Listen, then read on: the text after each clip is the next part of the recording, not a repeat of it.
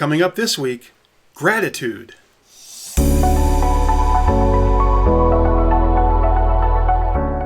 Hello everyone and welcome to Sunday Spoilers, this chance that we have each week to prepare ourselves for worship.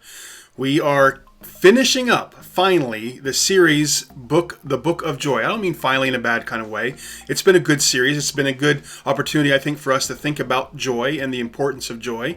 We started this series back in August, and we began looking at the obstacles of joy, things that get in the way of us experiencing this great gift that God has given to us. Then we moved on to pillars of joy, things that are foundational.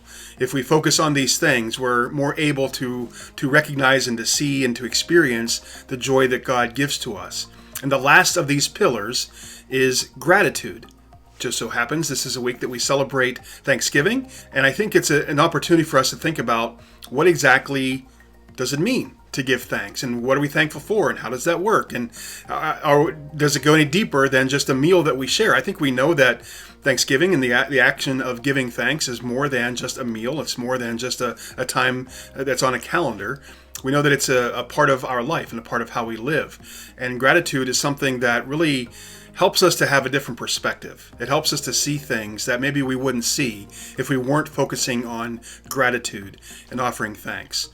We'll be looking at a text from one of the Psalms, Psalm 118, as a guide for us as we think about this understanding of gratitude. And we're going to be on Sunday looking at the verses 19 through 24. Let's hear that now. Open for me the gates of the righteous. I will enter and give thanks to the Lord. This is the gate of the Lord through which the righteous may enter. I will give you thanks, for you answered me. You have become my salvation. The stone the builders rejected has become the cornerstone. The Lord has done this, and it is marvelous in our eyes. The Lord has done it this very day. Let us rejoice and be glad. This is a psalm that it's part of the Passover celebration. Whenever Jewish folk get together to celebrate the Passover, this is one of the texts that they read through, and it is a Thanksgiving psalm. It's a psalm that is talking about giving thanks, and the psalm actually begins, "Give thanks to the Lord, for he is good, his love endures forever." And it unfolds from that point as being almost like a personal testimony kind of a thing, where someone is saying, here's stuff that's happened in my life. Here are times where I was distressed. Here was times where bad things were going on, and I cried out to God in my distress. I cried out to God, and God responded. God responded with his love and his grace. God responded with his mighty acts.